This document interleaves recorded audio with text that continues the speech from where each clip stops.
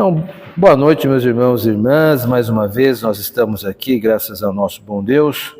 Hoje, dia 13 de dezembro de 2023. Eu disse 13 de dezembro de 2023. É o nosso terceiro encontro, onde discutimos a subscrição confessional. Na última aula nós tocamos na ideia de subscrição em ambos os testamentos, o Novo e o Antigo, e também o que a igreja entende por subscrição. Nós vimos, por exemplo, na última quarta-feira, que todos os cristãos, eles são subscritores e subscritoras, isto é, eles subscrevem uma confissão. A diferença é que essa confissão pode ser consciente, pública e dado a exame como a nossa. Nós temos uma confissão de fé, então qualquer pessoa que queira saber o que é o presbiterianismo pode consultar. Ou pode-se ter uma confissão, subscrever uma confissão diluída, Por exemplo, muitas igrejas pentecostais lá creem em muitas coisas, como por exemplo a segunda bênção, como a presença e a atividade de dons revelacionais. Entretanto, eles não escrevem sobre isso, não tem uma confissão para nós consultarmos, eles são subscritores de uma confissão não escrita, Então, nós temos esta diferença. Hoje nós vamos observar um pouco mais de perto algumas questões de perfil histórico. Então, nós dividimos aqui em pelo menos 5 setores, 5 argumentos, bem simples, na verdade, mas que nos ajudam a entender o papel da subscrição, por que nós somos subscritores, da onde ela veio, da onde veio esta ideia. Nós vimos na última quarta-feira que a subscrição, ela é uma ideia que pode ser encontrada no Antigo e Novo Testamento. Nós vimos lá que os concílios produziram decisões doutrinárias, como em Atos capítulo 15, acerca dos gentios, e que exigiu obediência das igrejas que eram jurisdicionadas ao concílio. Isto é uma forma de subscrição, não está descritiva, não está escrita, vamos subscrever, mas o entendimento está ali diluído, sim, no capítulo 15. Então, isso está presente tanto no Antigo quanto no Novo Testamento. Mas, hoje nós vamos observar a ideia da subscrição, ela é descritiva. Onde é que surgiu esta ideia de ter que subscrever? Então, nós vamos ver isso de uma maneira um pouco mais objetiva historicamente. Então, vamos olhar o tópico 1. Não sei se os irmãos receberam, acho que o nosso irmão Diácono deixou lá no fundo, Isso. Então vamos lá, enquanto isso eu vou continuando aqui. Sobre a origem dos padrões, nós vamos ver isto. Vamos ver segundo, a origem da subscrição propriamente dita. Depois nós vamos ver a subscrição brasileira. Em quarto, os benefícios de uma subscrição.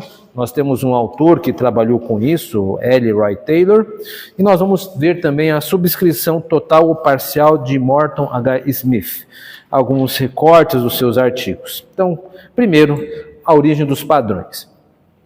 Os padrões de Westminster, Confissão de Fé de Westminster, Catecismo Maior e Breve Catecismo, foram confeccionados nos idos do século XVII, durante a Guerra Civil Inglesa, onde o rei Carlos I lutava contra o parlamento. Este último parlamento era puritano, e esses documentos são datados da seguinte forma. Então, a Confissão de Fé de Westminster foi concluída no dia 27 de abril de 1647. O breve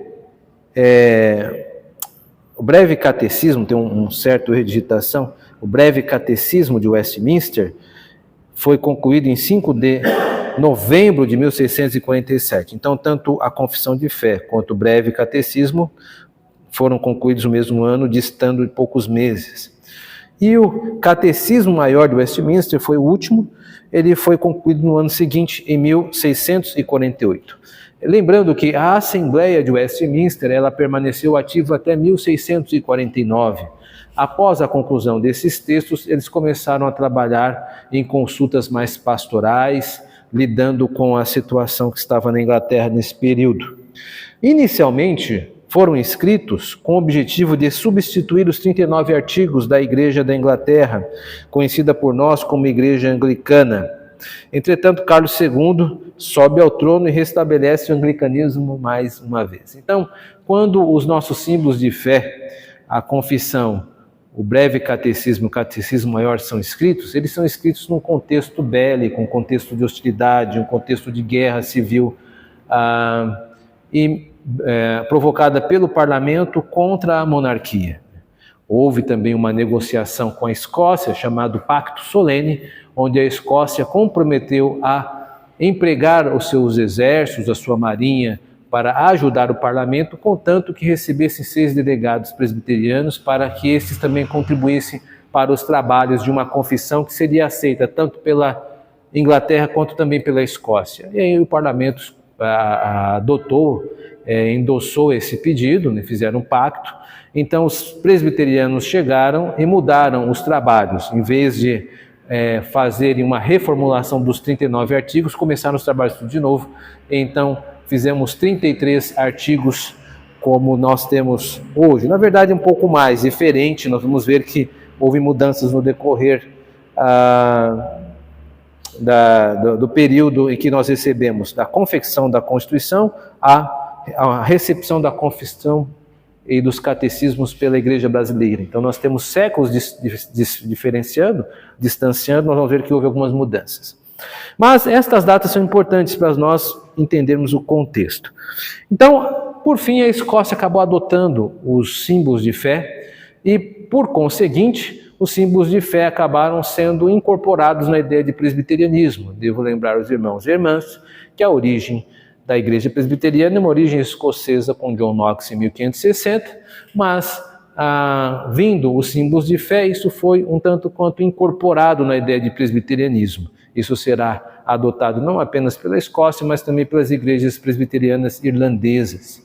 Então, quando os colonos eles vão para os Estados Unidos, os colonos ingleses, irlandeses e escoceses, eles então levam este germe, né, esta ideia de subscrição, esta ideia dos símbolos, juntamente consigo para o então Novo Mundo, para a América do Norte. Então esta é a origem da confecção dos padrões. Mas nós vamos entrar agora num segundo tópico, e aqui nós precisamos nos deter um pouco mais, que é a origem da ideia de subscrição como nós entendemos. Na última aula nós tratamos da ideia um pouco difusa, um pouco dilatada no Novo e Antigo Testamento. Mas agora nós vamos ver um recorte histórico muito mais preciso. Então vamos redobrar atenção aqui nesta parte. Após a vinda dos colonos ingleses, irlandeses e escoceses para a América do Norte, as igrejas presbiterianas precisavam adaptar-se ao novo espaço geográfico chamado por eles de Novo Mundo. Em 1706, formou-se o primeiro presbitério da América do Norte e 10 anos depois, em 1716, o primeiro sínodo. Entretanto, não demorou e os ministros precisaram lidar com as controvérsias e aberrações doutrinárias, segundo um livro do nosso irmão querido, reverendo Alderê de Souza Matos. Ele dá essa informação para a gente, naquele livro Cristão Presbiteriano. Então lá está registrado que devido a essa necessidade de correção doutrinária, foi que houve então uma decisão. Essas necessidades foram impulsionadoras para algo que seria conhecido como o Ato de Adoção de 1729, onde o sínodo decidiu que todas as igrejas, juntamente com seus ministros, precisavam subscrever os padrões de fé. Diz aí Matos, do seu texto, né, abre aspas aqui, a partir daquele momento, houve pouca dúvida de que as doutrinas sintetizadas naqueles documentos do século XVII eram as doutrinas que essas igrejas queriam ser bíblicas e que seriam oficialmente ensinadas por elas. Se alguém discordasse do ensino da igreja, estaria discordando dos padrões. Então, é neste momento, meus irmãos e irmãs, que há a origem do ato de subscrição, o ato de adoção, precisamente um ato histórico, né? Houve extensa discussão sobre o tema da adoção dos padrões de Westminster. Não pense, os irmãos e irmãs, que isto foi algo que foi recebido com muita tranquilidade. Houve algumas controvérsias. Como na época a Confissão de Fé de Westminster trazia alguns artigos que tratavam da união entre o Estado e a Igreja, permitindo que o primeiro interferisse no segundo, ou seja, que o Estado interferisse na Igreja, assunto derivado da origem do documento, uma vez que fora constituído para reger a religião que era estatal, o que isto quer dizer? Estou dizendo que quando a Confissão de Fé foi escrita, ela foi escrita para a Igreja da Inglaterra, e a Igreja da Inglaterra está organicamente ligada com o Estado. Por exemplo, quem hoje é o chefe, o cabeça da Igreja da Inglaterra? Carlos III. Ele é o rei da Inglaterra e, ao mesmo tempo, cabeça da Igreja da Inglaterra. Obviamente, ele não toma as decisões eclesiásticas, ele delega isto para o arcebispo da Cantuária. Cantuária é uma cidade muito antiga da Inglaterra, desde o século VIII, um centro religioso. Então, convencionou-se que o anglicanismo dá ao arcebispo da Cantuária ou reconhece poderes e prestígio para dirigir a igreja em nome da monarquia. Mas, oficialmente falando, quem é o cabeça da igreja na Inglaterra é o rei da Inglaterra, Carlos III. Bom, alguns entenderam que a subscrição aos padrões não necessitava ser total, estendendo o direito do subscritor, podendo este rejeitar outros artigos, além daqueles que tratavam da interferência do Estado. Ou seja, algumas pessoas pensaram assim, bom, então se eu posso rejeitar os artigos que estão dizendo que o magistrado civil deve interferir na igreja, então eu posso rejeitar o que eu quiser. Esta foi algumas leituras que foram feitas. Então houve um intenso debate, eles iniciaram em 1729, mas a situação acabou ficando mais difícil. Porém, a situação pacificou-se apenas depois de mais de uma reunião no Sínodo. Há uma reunião em 1730, mas é em 1736 que tudo se pacifica, tornando a subscrição obrigatória. Mas esse debate retornaria mais adiante. Então, nesse momento, o ato da adoção, a ideia cristalina da necessidade de subscrição, ela surge como uma herança das igrejas dos colonos ingleses, irlandeses e escoceses, mas surge na América do Norte, nos Estados Unidos. E o contexto é um contexto de luta contra a heresia. Como naquele momento não existia padrões, cada ministro meio que pregava ou ensinava aquilo que bem entendia. Isso estava dando problema. Existiam, por exemplo, distorções morais. Estava existindo casos de adultério e fornicação. Como é que lidava com isso? Alguns irmãos entenderam que o sínodo foi muito benevolente na tratativa de alguns ministros que incorreram nesses pecados. Então, eles ativaram a necessidade de ter um padrão a fim de que pudesse, por meio desses padrões, impor um princípio de conduta aos ministros e às igrejas. Então, esta é a origem do ato de subscrição histórica, né, do ato de adoção de subscrição. Bom, então esse é o momento que ele surge, emerge, é gestado, é engendrado. Vamos para o nosso terceiro tópico, como é que fica o Brasil nisso? Terceiro tópico, a subscrição brasileira.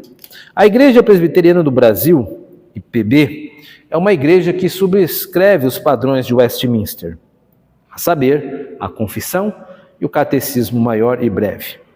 Como é sabido, o presbiterianismo desenvolveu-se no Brasil inicialmente por meio de duas frentes missionárias. A primeira composta pelos esforços do missionário Ashbel Grant Simonton em 1859, que recebeu seu apoio do norte dos Estados Unidos por meio de uma junta missionária sediada em Nova York. A segunda frente missionária chega oficialmente ao Brasil em 1869, com a vinda de dois missionários, o reverendo George Nash Morton e reverendo Edward Lane, né? Os trabalhos desta frente destes irmãos não eram em Nova York, é em Nashville, não está registrado aqui no texto, mas eles são de juntas missionárias diferentes. Então nós temos a junta missionária do norte, com Ashbel Green Simonton, e temos a Junta Missionária do Sul, com o reverendo Nash Morton e o reverendo Eduardo Lene, que atuaram ali mais próximo a Campinas. Entretanto, nós sabemos que Ashbel Green Simonton, juntamente com seus companheiros que foi arregimentando, como Blackford, seu cunhado, como Schneider, um alemão que vem em seguida para ajudar, eles vão atuar mais no Rio de Janeiro, eixo de Rio de Janeiro, interior de São Paulo, como Brotas, por exemplo, e um pouco ali no sul de Minas, né? A região, inicialmente os missionários do sul vão estar mais em Campinas e Americana. Os trabalhos de ambas as frentes missionárias desenvolveram-se até que, em 1888, forma-se o primeiro Sínodo do Brasil. E nesta formação, que marca a emancipação do trabalho brasileiro em relação às igrejas dos Estados Unidos da América, é acompanhada pelo anúncio da subscrição dos padrões de fé. Percebe-se, então, que dentro da tradição do presbiterianismo brasileiro, o tema da adoção, da subscrição, ocorreu dentro de um contexto de herança dos trabalhos missionários dos Estados Unidos no Brasil. Como esse assunto estava pressuposto ao que se entendia por presbiterianismo na época, a subscrição é integrada com naturalidade. Então, quando os presbiterianos, a Igreja Presbiteriana do Brasil, funda-se, não há discussão sobre a subscrição. Isto já tinha sido tratado nos Estados Unidos. Então, existem pontos positivos e negativos nisso. O ponto positivo é a boa herança. A herança da subscrição é uma herança muito positiva, já recebemos os padrões estabelecidos. O ponto negativo talvez foi a falta de debate, a necessidade de saber por que subscrevemos. Afinal de contas, nos Estados Unidos, houve uma atmosfera de controvérsia, de lados opostos, e que ambos testaram argumentos e acabaram entrando em um consenso de que deveriam adotar. Nós fomos privados desse debate. Então, nós não tivemos este amadurecimento. Nós já recebemos este conjunto doutrinário como foi estabelecido. Então, é esta a grande diferença. Então, por detrás, hoje, talvez, de uma não adoção total dos nossos símbolos, ou pelo menos como um certo reverendo amigo, reverendo Tokashi, comenta, né, existe o presbiteriano confessional e o confessante. Ele faz essa distinção nos seus artigos, onde ele diz que todo presbiteriano ele é confessional, mas nem todo presbiteriano ele é confessante, ele tem uma confissão consciente, está estabelecido de uma maneira muito clara como ele deve se tratar em meio aos debates religiosos, ou meio comportar-se nesse contexto do evangelicalismo brasileiro. Mas, enfim, talvez seria bom nós tivermos tido, né, ou que tivesse ocorrido esse debate. Mas, enfim, nós estamos com essa situação e vamos trabalhar com ela da maneira que pudermos. Agora, meus irmãos e irmãs, no tópico 4 e no tópico 5, eu vou apresentar alguns resumos de artigos de irmãos pastores dos Estados Unidos que trabalharam com a subscrição. Vou trabalhar agora apenas um breve recorte para não cansá-las, sobre os benefícios da subscrição apontado pelo reverendo L. Roy Taylor. Diz assim, abre aspas, né? A questão da subscrição não é simplesmente um assunto para discussão e controvérsia entre presbíteros, pastores, teólogos e seminaristas. É uma questão de grande importância para a vida da igreja. As igrejas reformadas são igrejas confessionais. A base da nossa unidade é a unidade da fé, uma unidade baseada no compromisso comum com as verdades bíblicas. A nossa unidade de liturgia uniforme, nenhuma unidade baseada em um programa cooperativo de ministério, mas uma unidade, na verdade, da qual flui nosso culto e ministério. Nós nos apegamos aos grandes credos ecumênicos da igreja, como o credo dos apóstolos e o credo niceno, aceitos pela maioria dos cristãos como expressões da fé da igreja universal. Não temos uma mera declaração de fé que não tem força obrigatória, como é o caso de alguns ramos batistas da igreja. Temos uma confissão de fé das verdades bíblicas com as quais estamos comprometidos, que faz parte da nossa Constituição, sujeitando todos os oficiais ordenados. Não é por acaso a história de que os padrões de Westminster são considerados o ápice das confissões teológicas protestantes, a confissão mais extensa resultante da Reforma. Não temos uma lista curta de doutrinas essenciais, mas um sistema integrado de teologia expresso em nossos padrões. Não consideramos os padrões de Westminster meramente como documentos históricos interessantes pelos quais somos guiados e informados. Subscrevemos os padrões de Westminster como contendo um sistema de doutrina ensinado nas Sagradas Escrituras. Então, um texto extremamente rico, apresentado pelo Roy Taylor. Destaco aqui a ideia da obrigatoriedade da subscrição que nos distingue dos batistas. Os batistas têm a confissão Confissão de Fé Batista de 1689, mas eles não são confessionais. Os batistas, eles não subscrevem, né, a maior parte dos batistas. Eles têm as suas federações de igreja, mas essas grandes federações, elas não têm poderes de intervenção. Os batistas são congregacionais.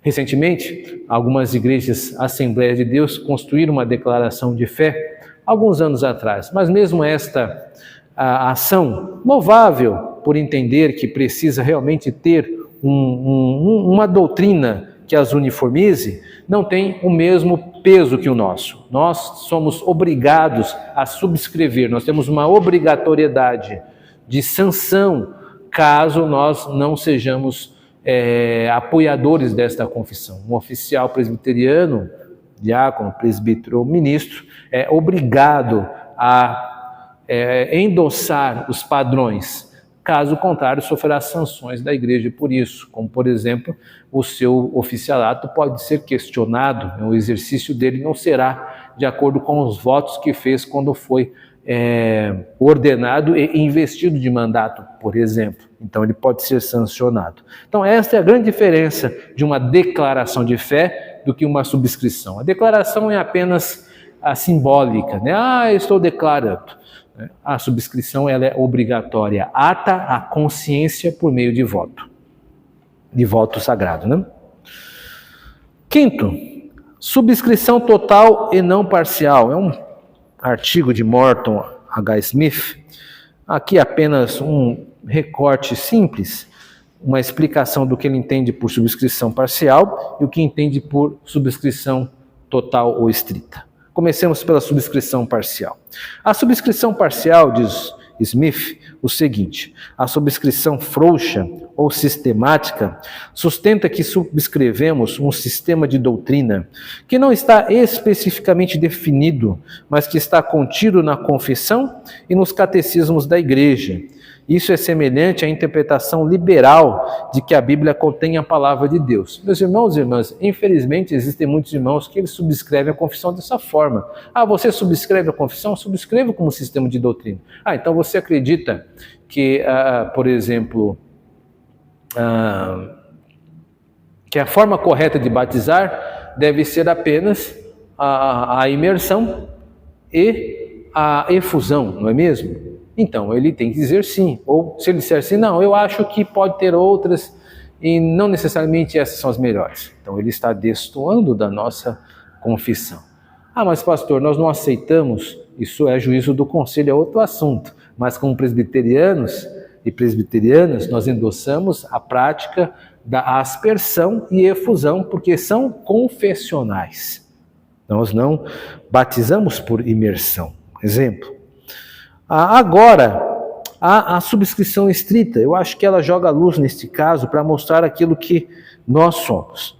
A subscrição estrita, ou total, leva em conta a segunda pergunta dos votos da ordenação. Deixa eu dar uma explicação. Esses votos estão presentes na PCA, na Presbyterian Church in America, uma igreja dos presbiterianos dos Estados Unidos. O autor é desta igreja. Então lá há um seguinte voto de ordenação, abre aspas. Você sinceramente recebe e adota a confissão de fé e os catecismos desta igreja como contendo o sistema de doutrina ensinado nas Escrituras? Continua Smith. Observe que o voto requer a adoção da confissão e dos catecismos, e não apenas do sistema de doutrina. Sustenta-se que o ordenado está subscrevendo nada mais, nada menos do que a totalidade da confissão e dos catecismos, como contendo o sistema de doutrinas ensinado nas Escrituras. Em outras palavras, é porque eles contêm os sistemas de doutrinas ensinados nas Escrituras que adotamos a confissão de fé e os catecismos. Qual que é a diferença? A diferença é que o presbiteriano e a presbiteriana entendem que os símbolos de fé, eles espelham a doutrina bíblica. Então, rejeitar o sistema de doutrinas, a subscrição, é rejeitar também as doutrinas bíblicas. Esta é a ideia da subscrição. A subscrição, subscrever, significa que todos nós estamos conscientes de que esse sistema interpretativo reflete a doutrina bíblica como ela está. E por isto eu devo submeter minha consciência à subscrição. Vocês estão entendendo a diferença? A diferença da parcial é que as pessoas elas simplesmente subscrevem que existe um sistema, que concordam parcialmente, mas na hora de colocar na prática decidem como fazê-lo. A subscrição total, não, ele diz que totalmente espelha aquilo que está nas Escrituras Sagradas. Estamos persuadidos de que a doutrina bíblica é bem esposada pela confissão de fé e também pelos catecismos. É a nossa forma de interpretar a Bíblia. Essa é a grande diferença. Eu espero que esses 5 tópicos eles tenham sido úteis para o nosso aprendizado, e nós aqui que estamos na igreja vamos nos deixar guiar por eles para a discussão que teremos daqui agora mais. Que Deus nos abençoe a todos. Amém.